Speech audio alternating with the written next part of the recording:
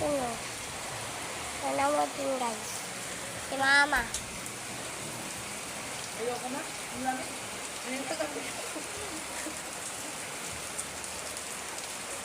Hindi talaga lamig.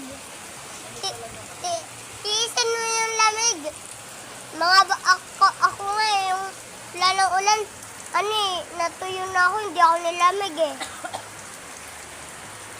Lamig? Parang ayoko na. Ayun na, pasok ka na doon. Lamig! Bukas ka.